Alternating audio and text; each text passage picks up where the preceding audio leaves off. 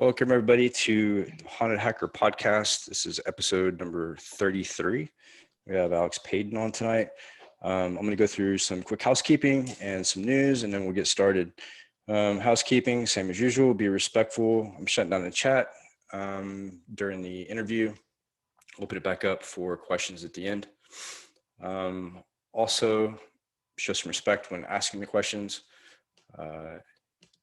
To make the podcast run smooth. So news, I guess there was a North Korean attack on a South Korean nuclear facility. Some of their research and planning was breached, I believe. So with that, I mean, we're starting to see like infrastructure being hit all around the world. It's not just the US, it's not just, Europe, it's all over. And that's kind of falls into line with my predictions from last year for this year, that we're going to start seeing a lot more infrastructure attacks and a lot more lethal attacks. And I hate to say it, but I think we're on the precipice of probably a big conflict. Eventually, all this cyber back and forth is going to come to a head and probably end up going kinetic at some point. So be ready for that. I will introduce Alex. So Alex and I met when I came back from Europe to the States, and I was living in Texas, and I was really, really sick. And Alex was one of the guys that showed some support, and he and I got to know each other. And he joined the Haunted Hacker movement shortly after.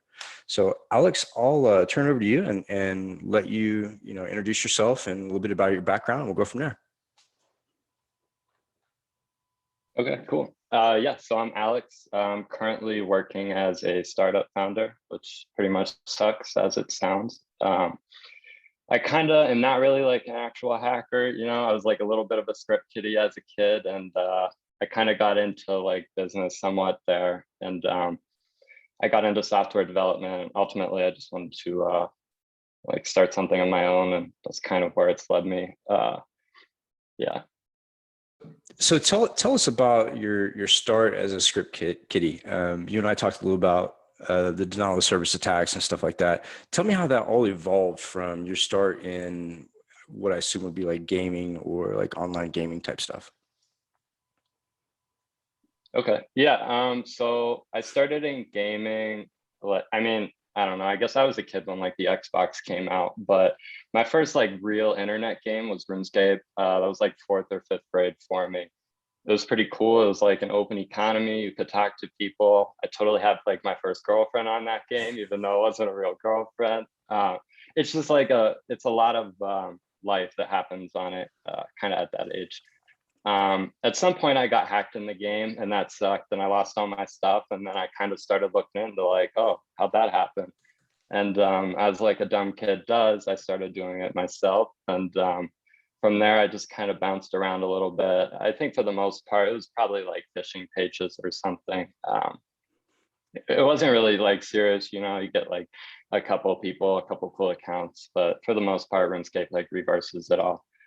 From that, I was kind of like on the hunt for a game. I tried like Second Life and all other kinds like that, but ultimately I settled on this really cheesy Facebook game. It's called Yoville. It was a Zynga game, and it just had kind of like a fun social aspect, but it also had a little bit of an economy. Like you could sell your game items. So I started dabbling in like packet editing and like cheat engine and stuff back then. And, you could kind of you could get away with enough stuff that it was like always interesting to play the game. And there was kind of like the little hacking squads that came up, and then they would start battling. That's actually probably how I got introduced to DDoS. Like really, I mean, it wasn't actually DDoS. It was just like spamming the chat until the other person froze, like their internet browser crashed. But it was pretty total script kiddie. Yeah, there were some pretty interesting. Yeah, There were some pretty interesting attacks during like that gaming type scenario, right? So when they came out with like Comcast and some of the DSL or like high speed routers, you could actually hit a pause button on the router and move yourself around the game and then unpause it. So we used to do that a lot. So it kind of falls into the same arena that you're talking about. Yeah. Very cool. Yeah, for sure. Yeah, it was like it was a start that was like fun. I mean, I think at least for when I got into programming, like the hardest part is finding a project you actually like want to work on. Mhm. Because like it just kind of sucks to do random tutorials the whole time. And like gaming's fun for a kid. So if you can hack a game, it's pretty golden. Yeah. Um, but yeah, I did that for a bit and then I kind of moved off and started getting into like a little bit more of the lower end malware. And that's why I kind of got introduced to like keyloggers and like rats and all that stuff. Very cool. So you talked about, you and I talked about how you made the transition to cryptocurrency and some of the challenges that you and your friends experienced. And I thought it was really interesting. One of the challenges you were talking about was you were too young to have a PayPal account, so they would ban you from PayPal and confiscate your cash, which I think is total bullshit. Like if someone is young enough Yeah. and underage and they're making all this money, if I was PayPal, I would probably send them an email saying, "Hey, how are you making all this money? And give us some insight as to how you do this." But they would just take your money and move on, right? Yeah, I mean they do what's called limiting your account, or at least back then they did, and that essentially just means like your account's not usable anymore, and then like your balance shows there, but there's a lot of those balances showing there that have just kind of probably faded away over the years. A lot of ghosted accounts, so I don't know what PayPal does with all that. So it's interesting you use PayPal But yeah, because that's what I have to rely on is PayPal for banking because Uncle Sam does not want me touching the it's the FDIC. easiest. That's like what everyone. Yeah. Yeah. And especially Yeah, for yeah. those. I mean, you have like a total different set of problems. Yeah. Right. Yeah. So that's the only way that I can do banking. But it's interesting that you were in cryptocurrency, use PayPal. PayPal will confiscate your accounts. So I use cryptocurrency in PayPal. So I take the income from PayPal and immediately transfer it into cryptocurrency because it's a little bit more difficult for the government to seize that money. PayPal, of course, can limit Right. you or shut you down or whatever, but they've made it so easy currently to work with cryptocurrency because I have a bank card from PayPal that is actually linked to my crypto account. So I'm not spending US cash, I'm spending cryptocurrency, which is really cool. So you talked about getting into cryptocurrency, ID management, some of the other startups. Why don't you tell us about Rocket R? Okay, yeah. So basically that kind of just started out. I was setting up like Shopify sites and stuff back then, like trying to sell whatever crap you can find on Alibaba or Mm. whatever's on the internet. And they were basically like creating a storefront for like any random person like me to start selling stuff on the internet. And I was kind of into it because they had the alternative payment options. Like it wasn't just PayPal, it was also Stripe and then like the set of cryptocurrencies, which kind of just makes it like usable to everyone that like has some payment option for the most part. And that, I mean, it worked pretty well for a while. Ultimately, we wanted to kind of get into like real payment processing, not just like delivering digital goods for people and handling orders, but that's like where the government regulation and stuff comes in, and that's just like expensive and it was hard. And honestly, we were like college kids, so we didn't know what was going on anyways. They make it so difficult to be an entrepreneur and to make money. It seems like every corner that I turn, I'm running into a government red tape roadblock. So, I mean, it's really cool to hear someone who's been successful through multiple startups. So, at what point did you go from, let's say, Rocket R to where you're at now with Swish? And tell us a little bit about Swish and the agenda for Swish. Okay, yeah. So I kind of for Rocketer, it was in like college that we kind of all started it. We didn't really know what we were doing. It was just like a project to make a little money on the side, and then it kind of like ballooned, and it's like, oh crap, you have a company now. But yeah, I mean, I guess for Rocketer, for the most part, it was just like a big learning experience, and probably in I guess it would be 2019. I think 2019, I started thinking like I wanted to do something else. I kind of had the opportunity to work more on Rocketer and like take over the engineering, but to be honest, I didn't have like the experience to really do that and be comfortable, at least like on my own, if my other co-founder left. So I just opted to kind of start teaching myself. And that pretty much has led me up to this point because it's been a long journey. I like for Switch, it's essentially internet identity, and that means you have to learn the regulations. I had to have like a pretty decent knowledge of the software. I need a little bit of the security. I had to get some stuff figured out for the AI, and it's just like a lot. Yes. Yeah, probably the regulation and all that. Yeah, it's starting up a privacy company, especially like if you plan on going international, is really difficult because there's so many different privacy laws with each government. I mean, you have GDPR with the UK, you have all the privacy acts in the US. It just seems like they're trying to limit what information that we can expose while they gather all of that information. So the whole privacy structure really hasn't made a whole lot of sense to me because of, we fight hard to protect people's identity, to protect people's information, but the government kind of circumvents that and uses platforms like Facebook, Google, major banking institutions to grab that data. So while we work hard to protect it, the government's ripping it away, which brings me to my next point. You mentioned the Patriot Act in our conversation, and the home of the Patriot Act. Why don't you touch on that for me a little bit? Yeah, so I mean, it's going to be a little hard because I still have like a somewhat novice understanding of it. But for the most part, it's just them trying to identify like terrorists if they're signing up for a bank or whatever. But I don't know how many like terrorists they actually prevent. I think for the most part, it's just like what's came to be. And yeah, right. It's just kind of the thing that you have to do in fintech right now.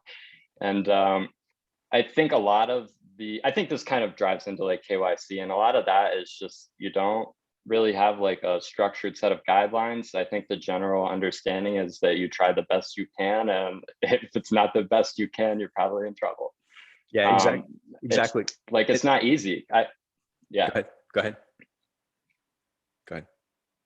There's a lot of problems with this in the US, like even just going to how do they identify you? Well, one of the main things is your driver's licenses, but have you actually like looked at someone's driver's license before? Which state are they from? Is it vertical or horizontal? Which version is it? There's like 10 different versions, and there's different standards back to 2000. And like, you get past all of that, and then you realize like that the identity verification companies that are up now, I think maybe Jumio or Ampaido or someone posted like a PDF you can read on their site, but basically it says like 2% of all identities that go in that are fraudulent, they just have like no idea what to do. They're too good, they can't do anything. They're like relying on these crappy pictures. So like it's a really hard problem, and then it turns out like the problem is just not even solved in the end. Yeah, totally.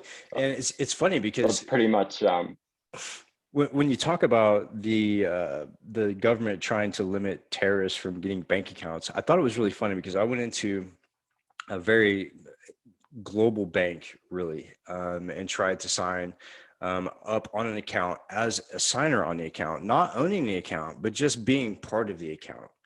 And the manager stopped for a second. He looked at the screen. He was kind of confused, kind of looked at me, walked away, came back, and he says, well, we kind of have a problem. And I said, well, what could that problem be? I'm not understanding. I gave you my identification, you have everything you need. He goes, well, you're on a list. And I thought, wait a minute, a list for what? He goes, well, I can't tell you that, but it's DHS. And so the part that kills me is, so they treat me as if, I'm some kind of foreign entity that they want to throw sanctions on. And I'm a citizen, and they do that every day. And that what kills me is the fact that, we work hard to protect the financial systems and the data and people's privacy, but it's like the government does everything they can to defeat that process and put you on a list. Which, I mean, granted, yeah, they were probably in their right mind when they put me on a list. But I mean, if they followed anything I did, they would probably take me off by now. But I don't see that happening anytime soon. So it's really interesting. Yeah. So have you encountered? Yeah, this is like a. Go ahead. I was just gonna say, this is a problem for like anyone with kind of a criminal background opening. Like my co-founder, Rob, got me into crypto pretty heavily because he had trouble opening up bank accounts from like something he did as a youth for the most part. And that just like affects him still. Yeah, and it's funny because the Federal Reserve System I had a Federal Reserve clearance. I still have a Federal Reserve clearance, which they trust me enough to go into the Federal Reserve and do pen testing, but they don't trust me enough to have a bank account. It blows my Yeah, mind. that's pretty absurd. Yeah. I don't have anything else to say to that. Yeah, it's insane. So with your interactions with cryptocurrency, with privacy, so in my mind, if I'm looking at that picture from kind of like an Intel status, right? I'm looking at, okay, he's into Bitcoin, he's into cryptocurrency, he's into privacy. What else is he into, right? So has that landed you in any kind of like issues where you had to answer to questions by the government or investigators or anything like that? Not personally. I've known a lot of people that like have had problems with it, and like even recently, people have told me they have like some pretty major problems that just turn them off to it completely. Honestly, I only like even mess with Bitcoin like at all, and Bitcoin's not like the privacy solution. Like I'm not trying to really advocate for Monero or anything. I think there's like definitely a time and a place for the privacy coins and stuff. It's hard for like the US. Like, what are you gonna do? Like, they're just gonna tell Coinbase not to allow it. And then, Yeah. so I'm pretty like okay with Bitcoin. I think it's like a good step forward. I don't think it's like going to ruin the dollar tomorrow, or at least I sure as shit hope it doesn't. And yeah, I think it's just like a step forward. Kind of before Bitcoin came to be, my secondary to PayPal, like because it just became a problem at some point, was Liberty Reserve, which was essentially just PayPal without like any regulations, like a Bitcoin that could be shut down. And that was like cool for a little bit, but then the FBI, I think, is the one that shut it down. They just came in and said, "You guys are done. Get out of here." And I don't actually know what the sentencing was for the CEO of that, but I think he might still be away. Yeah, I So mean, that's like when I got introduced to Patriot Act too, like yeah, in real life. so those of you that are listening that don't know what the Patriot Act is, Patriot Act was put into effect after 9/11, and basically it was the modern day equivalent of the Salem witch trials. They allowed people to snitch on their neighbors, snitch on anybody they could that had some sort of potential tie to terrorism. I got wrapped up into that fishnet as well as a lot of other people, and they used the Patriot Act to sentence hackers to terrorist pretty much sentences. And after the Patriot Act, they labeled and classified every hacker that they collected as a potential cyber terrorist or a cyber terrorist. So it's really interesting how they try to control the cryptocurrency. So what are your thoughts with like Elon Musk and inflating and affecting the market? Just like when we look at like the Federal Reserve and the dollar, right? Any kind of like volatility or any news event that could potentially affect capitalism, the dollar drops. So with cryptocurrency, we look at like donators and investors like Elon Musk who completely affect the direction of Bitcoin, right? So when he shut down the acceptance of Bitcoin for Tesla and Bitcoin took a huge hit, then he came back and reworded and he said, well, if they collect and they mine with clean energy, then maybe we'll accept Bitcoin again. So what are your thoughts on how Bitcoin and cryptocurrencies and the market is affected by outside influence? Okay, so I guess I'll break this for Musk into two parts because I think it's like one, it's hit on the Bitcoin people that are pissed off because he kind of shit on it a little bit, and then there's like the Dogecoin side where it's maybe he's just like a huge meme or it's a stonk. But so for the Bitcoin thing, I think there's definitely merit with like the clean energy to an extent. I don't think it's been any secret in Bitcoin for like quite a long time that there's some pretty like sketchy energy operations that are powering it. I don't think that's like what's required for Bitcoin to run. And ultimately, I kind of like that he put like a voice to it. Like someone had to slap Bitcoin in the face and like tell him get your shit together. That was awesome. It was awesome. Now for like, yeah, I actually had a pretty cool conversation on LinkedIn with a couple of people whose names I can't remember right now, but they had a lot of good points to it. I think it's definitely affected a lot of people. I think, you know, Elon trolls maybe a little more than he should sometimes, but I like trolling. So Yeah. it, So it's a pretty miserable life to be a founder. So if that's what you got to do, I guess it's yeah. okay So to an extent. what's funny is, so after Elon Musk affected cryptocurrency and Bitcoin, then Anonymous slapped a threat onto Elon Musk, and now there's like this back and forth, like, you know, taunting the trolls type environment. But if I could give a word of advice to Elon Yeah. Musk, would be probably don't engage with that conflict, because it could turn out really bad. Um, because Elon Musk Yeah. does affect most of the world, most of the scientific exploration, space, whatnot. So he has a lot to risk. And when you taunt a group like that, you're putting yourself on a chopping block. So yeah, that's pretty dangerous. But as far as like the cryptocurrency goes, so I've toyed around with Monero, Ethereum. I built miners with Raspberry Pis. Actually, there is a Bitcoin miner that it's called Roku or Roko, or not really quite sure what the name is, but it's an actual OS that is built around mining for Bitcoin. So I use that, as well as some scripts I got from GitHub that connects me to MinerGate. But the point is, when you're getting into crypto, there's a couple things you need to understand, right? So in order to mine for crypto, it's not a fast process. It could take you a long time to even get just a portion or a fraction of a coin. But for me, it's just research. For me, it's a hobby. I enjoy doing it, and eventually, someday, you know, I may have some kind of income from it. But to let people know, you can mine for Bitcoin on Raspberry Pi, but if you use one Pi and mine for crypto, you'll be dead before you get that coin. Like, there's no way. Um, so what we do is we make banks of crypto, and kind of what I've been looking at, kind of a proof of concept theory is, so I created a gaming cabinet, right, with Raspberry Pi OS, and I have, you know, amplifier in a box and everything. But on that OS, what's to say that I couldn't run a script in cron tab to actually mine for Ethereum with that connection? So I could sell these to like big businesses, these tabletop cabinets, and embed that script and mine for malware, or mine for a cryptocurrency within their network after I sell the device. So I wonder, Yeah. I started doing some research on that, right?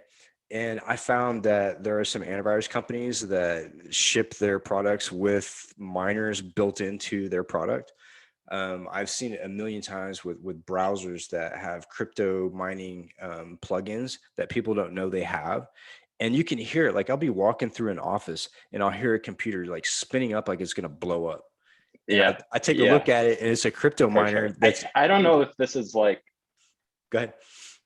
I don't know if this is like maybe going more into production, but like when I was a kid, like for Bitcoin in 2013 or whatever, this is like this was already a thing. People were just trying to rat you so they could run a Bitcoin miner on your computer. And like back then, you could just run the Bitcoin like node on your laptop, and maybe you got lucky. Like sometimes, whatever, you could buy a Bitcoin for like $8. Who cares? Um, but yeah, it's definitely like people have been planning that secretly for a little while now. Yeah. And I it's wouldn't be surprised if it broke into IoT if it hasn't already. Oh, it will. So if you look at like Mariah botnet and how we took advantage, or how they took advantage of surveillance cameras and stuff like that, same concept, right? So we can look for the IoT. We know, but the problem is with IoT is we know that the computing power for the IoT is not going to be as high and robust to gain the Bitcoin. Right. So what they do is they look at universities, right?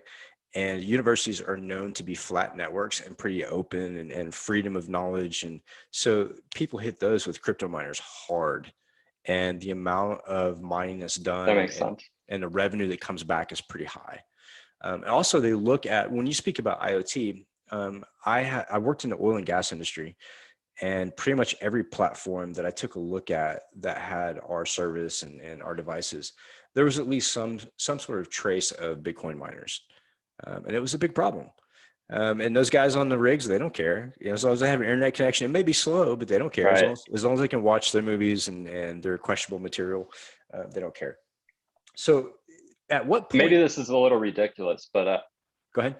if they ever like run those, you know, too hard and start overheating computers on like an oil rig, is that a thing? Is that a Yeah. problem, or is that like just some imaginary? No, that's Cool. that's spot on. So some of the laptops that I had to do and some of the servers that I had to do kind of like an investigation on were actually connected to the operations of the platform.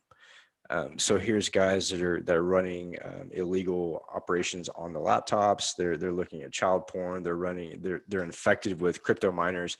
It's like a playground because nobody on those platforms gives a shit about security, and the hackers identify that and look at the Yeah. processes and the computing power and like, shit, I'm on it. You know, it's a good way to make money. And shame on the oil and gas industry for not locking down their shit. Um, I don't know if any of the oil hands on the decks of those rigs know how vulnerable they are. But if I was an oil hand on a rig and I knew that my network was that vulnerable, that they could potentially cause catastrophic damage on that platform, I think I'd be a little pissed off. And I think it's going to come down to that. We're going to see more effects Yeah. of infrastructure and oil and gas and some sensitive shit getting hit. And at what point? And it's really interesting how they plan this, right? So they waited until the Democrats got into the office of the U.S. and they're traditionally known for not pulling the trigger. So now we're getting like beat up by every country with malware, ransomware, you name it, and our government just kind of sits back and says, don't do that again. We may do something about it, but never will. Not until we get a Republican in the House. Yeah. So That's with been a pretty interesting topic for me, because I don't really like, I don't have formal experience in like these older companies that are really getting hit by ransomware, but ransomware is like another one of those things that's just been around like since I forever, got started. I thought ransomware was like old technology, like everyone already knew and stuff. And then these companies just started getting hacked like a year or two ago. It's like, yeah, oh wow, it's this bad, I guess. this And is real that's like shit. when Yeah. the scariness of cybersecurity opens up. Yeah. Well, see, so actually, like my thought about how volatile the cyber footprint is was after the Stuxnet attack when the U.S. and Israel hit Iran with that malware. That was pretty impressive, and I think it brought to light, like just all of the evil shit that goes on. And I get people like in think tanks and stuff like ask me questions about, where do you see this going? And we've been on this road for such a long time, and they keep asking the same dumb questions. It's like, where are we going? We've told you 10 years ago and we're here now. Do you want me to predict the next 10 years and tell you how shitty it is? And they act like it's magic, right? That we're able to Yeah. predict this shit, but it's not magic because we look at the industry and the infrastructure and we're like, this shit's fucked. And you people have known about it for 10, 20 years and haven't done anything about it. So the predictions are easy to make. It's just looking at the current trend and being like, yeah, we're getting fucked on every aspect of infrastructure. So, here we go. So cryptocurrency took a huge dive not too long ago. But at one point, I mean, the one Bitcoin could buy you a house. Do you foresee like the future of cryptocurrency bouncing back to that sort of level? Or do you think we're on a gradual slope back up now that we have more government insight?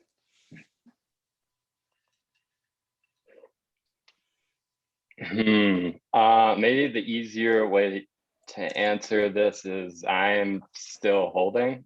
I think it's going up. I mean, to me, like I'm a little worried, like scared about the economy right now. And again, like I don't think or want Bitcoin to like overthrow the economy. I just think it's like it kind of makes a little sense for me right now. As for it crashing, I mean, the other part of being around it so long is that, I mean, you just see these cycles. They've happened like a lot of times now. And yeah, I mean, it's kind of hard. Like, I don't want to tell people to buy Bitcoin or anything. I I've will. never told people to buy Bitcoin. I think people should look into it. And I mean, I hope they buy it, but Yeah. it's on you. Ultimately, like the last time I bought into Bitcoin, it was like $5,000. So whether it went down 50% from like an all-time high or not, it's pretty good in my book. I mean, like I've been a founder that has been able to live off it without any salary and just like learn shit for 2 years now plus. But Yeah. it's So pretty great for me. So the creator of, I think it was Ethereum, is like 27 years old. And what I find really impressive about cryptocurrency and Vitalik. yeah, in that market is that it doesn't matter your age, it doesn't matter your experience. If you have the knowledge and the passion, it's easy to get into. We're actually thinking about starting a haunted hacker token for cryptocurrency. So I'm kind of like looking into that. I'm not 100% sure on Cool. how to go about that, but I've got a few people that are like helping me out and giving me advice and consulting. But I definitely, by this time next year, I want to have our own cryptocurrency running. Um, that'll kind of help me and the way that I function. I've been pretty interested in it for like the last couple months Yeah, for sure. as well. Especially like when you look at the tensions in the US and, like the market and the economy, the global economy, even, we're really hurting. And when you look at the dollar, how it's based on, different goods, like oil and shit like that. But what's bad about our currency is we just keep printing money like mad and putting us more and more in debt. And the only people profiting off of that is the government, and they hate cryptocurrency because of the fact that other people have a potential to fucking profit, and they have no way to control that. And it's sort of the same fight with, like THC across the US and then different states going, hey, this is legal, hey, it's not illegal. There's a lot of confusion with that. Same thing with cryptocurrency. But yeah, if I could suggest anything to anybody that's interested in crypto that have never touched it, there are a couple of OSs you can actually run on your Raspberry Pi. Like I said, it's going to take forever, but you kind of get the idea of how it functions, how it operates. And what we did was built like a supercomputer out of a stack of Raspberry Pis with distributed computing to help burn those blockchains, and get a little bit of revenue. But that was years ago. So I'm kind of ramping that up now to see if anything's changed, especially now that the cryptocurrency market's kind of dropped a little bit. Now is a good time. I mean, if you're interested in mining for Bitcoin or cryptocurrency, do it now, because it's not super low, but it's low enough to where if we have another big boom, you may be able to get some cash off of it. So what are your plans for the future, Alex? I mean, like, I know that you're a founder of Swish and you've done all these things. So what's in your future? What's your roadmap look like? Yeah, so I mean, I like basically just got to the point where I could kind of launch like my starting MVP for Swish. And then like I just got hit with how much work it's been. And I've been having like a month of reflection, kind of like on whether I want to keep going or not. But I'm pretty like certain I can't stop at this point. But I don't know. I think there's a lot of really cool stuff to do with Swish, but I don't think all of it is necessarily so useful yet. Like I've been pretty into session hijacking lately, just like swapping cookies around on computers. For example, like sometimes on whatever random site, Facebook, you might have like two accounts and you log in and out from either one of them, but you don't really need to do that if you store your login cookie. It's just already on your computer, and for the most part, it's unsecure because if you inspect element, then it's there. But there's a lot of pretty cool stuff with that I think could be done, though that's all like desktop based. So at least in my world, most things run on cell phones now. So I think I'm kind of interested in just going to work for a company for a little bit and seeing what's up. I feel like I've been on the startup train for a little while in like a weird way, and it's been pretty exhausting. And I don't know, maybe I'll change my mind in a month or so. Maybe it depends if Bitcoin goes up. It can wear you out. So for a period of time, for like, I think it was about 10 years, I did nothing but startups. And the most frustrating part is like leaving a startup when they're like on funding round B or A, and then looking back when they're past the C round and they're actually selling off for millions of dollars, and you're kicking yourself in the ass because you didn't stay. That's been my biggest regret, is not staying with those startups, that I knew were going to sell. And the startup industry is really interesting. You can make hella bank, or you can go hella broke. It's a really dicey game, Yeah. especially in the economy right now. But I think privatization, privacy, anything cryptocurrency related, anything to protect individual ID is going to be a booming business here in the next 20 years. It may not catch on for a while, but I think when the US government Yeah. starts like clamping down on people and giving us less and less privacy, it's going to be more of a fight for that privacy. And I kind of want to be on the forefront of that. So that's kind of why we're looking at cryptocurrencies for the home. Yeah. I think just like within maybe the next 5 years or something, the identity verification industry is projected to grow like a couple $1 billion. But in 10 or 20 years, I mean, in my mind, this is like the future of identity and accounts on the internet. Like, I think it's going to work. It's more like, I don't know if I can pull it off, and I don't know if I want to put the work in all the time, but maybe I'll just help someone else who wants to. Yeah, I tried to do that. I got into a tokenization company, which basically, for those of you who don't know tokenization, when you're dealing with privacy and dealing with like purchases, the accounting information is stored on one database, and really each person is like issued a token, and that represents the transaction. The transaction doesn't take place in the financial institution or the private browser. It takes place in a database that uses tokens. And those tokens are really useless unless you have both tokens and the server. So, I mean, it's a good technology, but here's the thing is that I think eventually we're going to come to a point where, Obama tried to do the internet ID system. And I think if the government fights net neutrality and they go after owning the internet and controlling the internet, we're going to end up with that some sort of variance of that ID system, whether it be biometric, whether it be, sort of like a driver's license. And at that point, I think so. The old crypto guys, the old spooks, are going to come out, and the privacy guys are really going to light up the internet.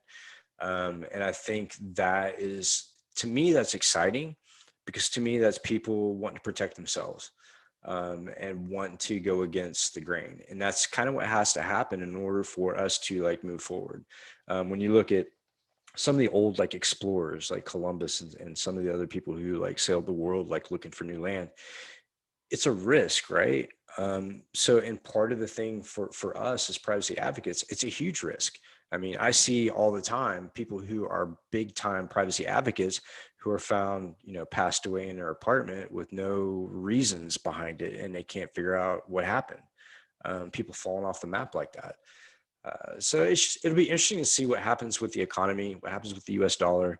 And especially since, we depend highly on oil, and now we're like flirting on the brink of a conflict with Iran and with Russia.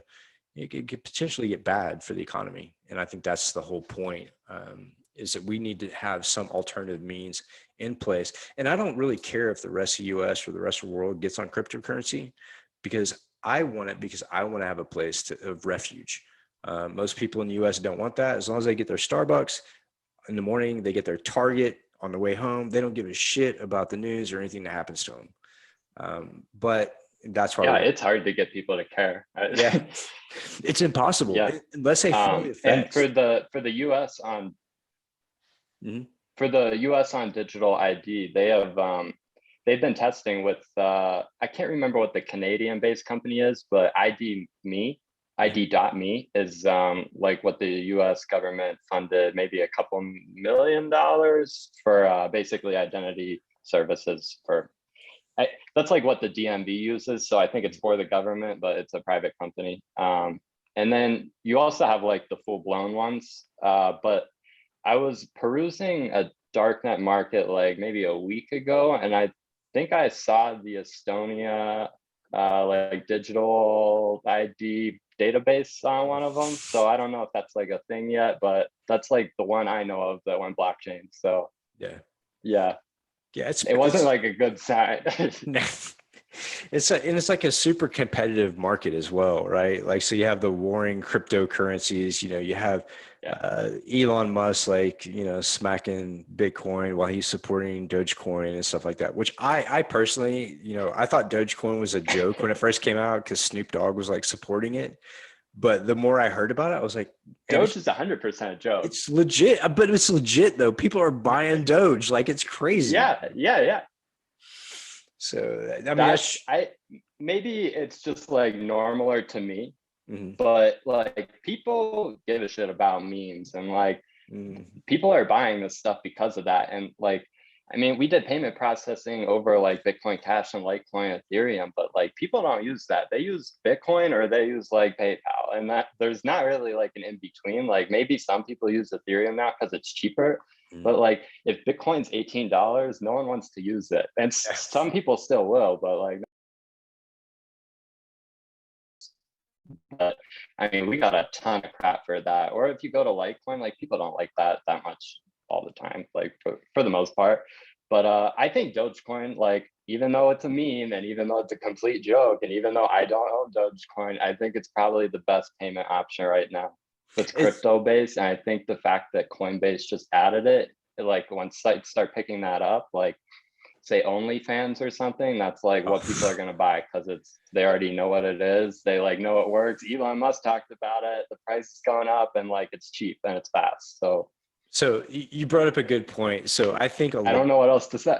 I think a lot of cryptocurrency is actually fueled by the pornography market, to be honest with you.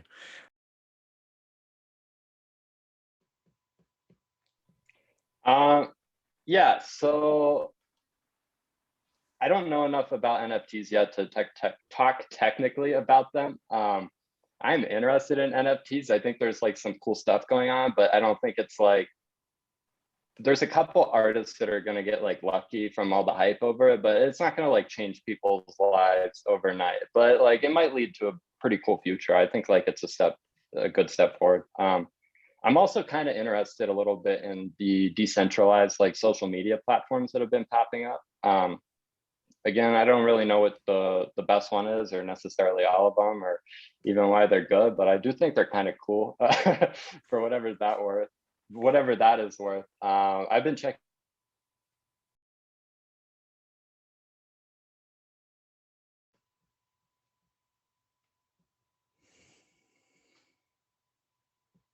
people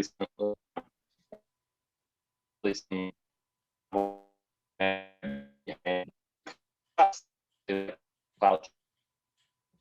cloud it's like Twitter 2.0 could come up and like all your content would still be there, or you could keep posting to it, or you could post to Twitter 2.0 and maybe it would go to twitter.com also if they allowed it. What about? Well, I've got another question here for you, Alex. What do you think about XRP and what's going on there with the SEC, etc.? And will it bring regulatory changes or clarity? Okay. Sorry. So I'm familiar with XRT, like but I don't know enough to answer that. I'm not familiar enough to answer that. It's just like I've heard it in passing for the most part. Sorry. Okay. So NFT, I noticed something with NFTs are interesting, go on, right? Mike. Go on, Mike. Yeah. So NFTs are interesting, Alex. There's a lot of people that are fighting for that NFT capability to be part of that process. That's actually where the money is made, is during the creators. Yeah. So I mean that's awesome that we have the capability of being able to do that as an individual, but there's not enough knowledge in the industry, I don't think, to actually be able to do that like proficiently. And so at some point, like maybe we should have a crypto type cryptocurrency podcast where we help people and we do some research and actually bring that to the table and start a cryptocurrency mining project within our group. I think it'd be great. It'd be a great place for people to learn and maybe, make a little cash. Yeah. One of the cool things I actually found when I was like browsing BitCloud a little was there's a lot of creators that have signed up there that like they want kind of something to do with this technology, but they don't like know what to do with this technology. They're like music producers or something, not blockchain developers. So there is like that opportunity if you maybe like want to go find a creator that like has creator knowledge, but doesn't necessarily have like the programmatic abilities. Yeah. They're definitely interested. Like creators want to make money. They're incentivized. They're like, hell yeah, NFT. There's not like a ton of ways to make money with it yet. maybe you do like a crypto kitty or something and that like pops up. So you came to the haunted movement, I guess it was about 3 or 4 months ago. So what brought you to our group? And what have you seen so far? I mean, if you have any questions for us, or is there anything that you could toss our way as far as comments that could make things better? Basically, how did you find us, and why did you come to our group? I have to like think on it a little. For the most part, I think I just found you on LinkedIn because I like add a lot of random people on LinkedIn and just start talking to them, like very random people. But what kind of kept me around for the Haunted Hacker was when I actually started listening to the interviews, I started getting that like backdated knowledge on these like systems that just this was like problems I thought were solved, and then you guys started talking about them. I was like, oh shit, that's a thing. But it's been pretty like exciting to follow along with all that. And beyond that, like again, I'm not like a hacker, like I could maybe write a shitty like SQL injection, but like it's just not me. So Right. for the most part, I'm just like a fanboy watching you guys and following a lot, learning. But you're so smart. Like the things you've done, and the startups you have, and the knowledge you have in cryptocurrency and privacy is just paramount. Like I haven't run into a whole lot of people that know what the fuck they're doing. I was working for a company in Scotland that did privacy. Again, there's not a whole lot of people out there in the industry that know what the fuck they're doing when it comes to privacy. And that's why we have so many privacy issues. One thing I'd like to see the privacy industry go after is the way that people authenticate and get their ID proven and accepted in gaming systems, especially like streaming games with children. The ID and age check is not sufficient for those platforms. And kids are targeted constantly for that shit. And I think the gaming industry has completely failed. Yeah, I mean, yeah. Go ahead. I imagine like that experience to kids now is probably like what Omegle was to me, like as a kid. It was pretty garbage. So yeah, I think there's definitely a place there. And I actually recently found out maybe a couple months ago from a founder in gaming that they're obligated to KYC requirements like quite a bit of the time. I assume just because there's like a secondhand market for game items being sold. But yeah, they have like that incentive also that I just didn't know about. Yeah, the in-gaming purchases and kind of the in-gaming wallet has been a high priority target of hacking groups for a long time. Not only that, but actually recruiting some of these kids that were able to do the stuff that you did, like the done service and modding games. To them, that was, hey, if they can do this, we can teach them to card, we can teach them to be money mules, whatever they want. So it's really interesting market.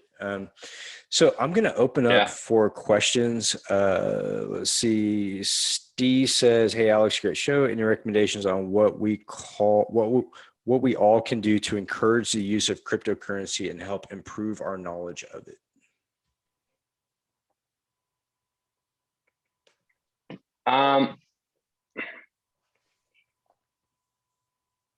I guess I had like another one of those cybersecurity moments recently where like I realized everything was backdated when I was watching the Daily Show with Trevor Noah. And he was talking about Bitcoin. He's like, oh, Bitcoin's not even anonymous anymore. But like, I mean, if you've been around Bitcoin, like, it hasn't been anonymous for a long time, but that's like still where people are at. Yeah, there's still like a lot of education that needs done. I think it's like a 10 or 20 year movement. I'm not going to say like Bitcoin is made for payment processing because I don't think it is anymore. I think it's like the store value that people want, but I think payment processing is definitely helping it get to that point. And so probably the more you use it, even if like it's not buying from a store, but sending like $5 or $10 to your friends, they would probably, maybe use it a little more than like I've sent it to friends that now use it, and that's probably why. I'll tell you what, I guess that's probably my best advice. I'll tell you what, I was like terrified of cryptocurrency when the US government, clamped down on me and I had no way to move funds and make purchases. But I can tell you one thing is that it is an intimidating process to go from, current like financial systems to a cryptocurrency, but I have never been more in control of my finances than now. Um, Having control of that cryptocurrency, knowing that, I use a cryptocurrency that's not traceable as much as Bitcoin, is really important. So for those of you that are really interested in privacy and want to choose the best cryptocurrency for privacy, Monero is going to be your goal. Monero is probably one of the least infiltrated cryptocurrencies in circulation, really. So I don't have a whole lot of questions. So one question that came through, Drake was asking, well, he basically, it was a statement, ban facial recognition. I have to agree with that. It has no purpose in society. Absolutely. Facial recognition is actually kind of funny because, I'm definitely not the type of person to like single out races or whatever. But when you look at how facial recognition treats certain ethnic groups, is absolutely fucking ridiculous. And if they implement that on a nationwide basis, we're going to have a civil war at some point, because it is not a good, I have not seen a perfected facial recognition software yet. It's still pretty dangerous. And he also says the new federal affairs. Yeah, Go ahead. there's a lot of sketchy things around it. Yeah, tons. I mean, like, I don't want to live in a China situation personally. And like, from what we read, maybe it was like a year ago now, I guess, before all this in Hong Kong, like, it's pretty scary. And even beyond that, like, there's a lot of holes in the facial recognition systems, and just like them not like being accurate. Like, Yeah. and that's just like, you have deepfakes, for example, coming out, and they're only getting better. And I mean, you can probably fool a couple of the facial recognition systems with them. Yeah, I mean, there's so many ways that you can defeat the facial recognition, right? So they look at distance between eyes, they look at cheekbone structure, they look at dimensions of the actual face. That AI is not really AI, and it's so easy to defeat. I remember when we started defeating ATM machines by it has moved a little bit from that. Mm-hmm. I think you're talking about I think it's Hard Cascade. Yeah. That is like the rule base where they're measuring. There was like set predetermined things like between your eyes, your nose, whatever. Yeah. And that was like first gen. It's got a little better, but yeah, you're right. It's not. Most of the countries that I've flown, I guess it's real AI, but yeah, most of the countries I've flown into use the very legacy form of facial recognition. And from what I've heard from people who operate the systems, it's never like, it's rarely correct. It identifies people with the wrong race and all kinds of stuff. So Drake had another comment, a new federal, even just like testing all the random, go ahead. Just testing all the random competitors in identity verification. I was trying to get my partner to scan her face on one of them, and she tried for like 5 minutes on this app. Like, it's a real company, and she couldn't get it to verify her face, like, for a driver's license checkers. And beyond that, it's just confusing on a lot of them. There's like random circles, you got to match shit up. You don't really know what's going on. It reminds me it reminds me a lot of Google Glass. When you take a photo and Google Glass like tries to identify what's in the picture, and they put the little dots all over shit, and it comes up with the most random shit I've ever seen. I'm like, no, that's not right, bro. So yeah, I mean, there's a lot of advances to be made. I do think cryptocurrency is going to overtake the dollar at some point, because our government has made a habit of just printing random fucking pieces of paper that are worth nothing. And I think it's going to come to a point where the people really want to take back their control of their own money. And in traditional banking, you don't have that control. When you look at spending $3 for a cup of coffee and you get charged a $25 insufficient funds fee if it was like processed wrong, that's an issue. And I think a lot of banks had to answer to that. Bank of America was one of them, where they had unreal insufficient funds fees that was like driving people. What they would do is they would take the highest amount of a transaction and process it first, even though it may have came in sequence a lot later than the current transaction. They charge that one first because it's the most, and they can make the most amount of money off that transaction. And it really fucked people. So they had to answer for that to Congress at one point. And I think we're going to see a lot of that. Federal Reserve, a lot of people don't understand, it's not a government function. It's not a government entity. It's a private organization. And they've been running rampant for a very long time. It's a huge mess. And I won't disclose how we do security assessments on the Federal Reserve, but it's really scary. I was literally told what button I could press and what button I couldn't press on my own laptop. So they go after positive results and they don't want any negative results. So that's why you see a lot of compromise in the financial systems.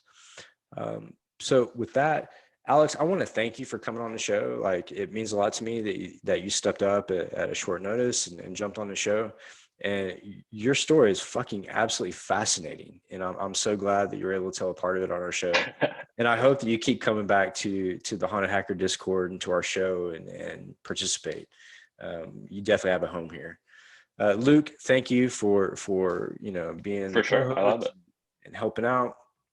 And with that, I am going to I'm gonna close the meeting, but I do want to thank Ryan. Can I reply to Steve? Yeah, absolutely. Real quick. Absolutely. That cool. So he asks basically, like, is there any are you anonymous? Well, first of all, are you anonymous? I mean, if you're using any like app that requires any of the KYC stuff, no, you're not anonymous. The whole point is for you not to be anonymous.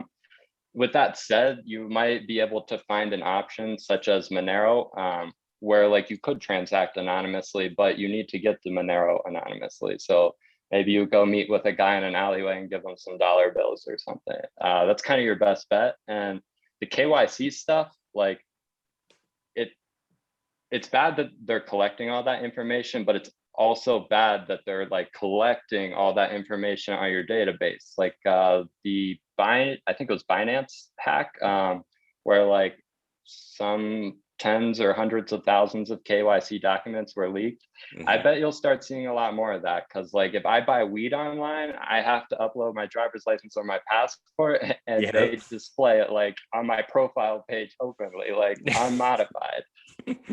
And maybe the worst part about all that you might not like totally realize, but I'll give you like a little insider hint on kind of what I learned from the whole payment processing industry, is those photos of your photo ID aren't unique. And maybe like one payment processing company needs to do KYC with another payment processing company on your behalf, and they just copy and paste that picture over, and suddenly you're verified on the other service. But was that you that verified it?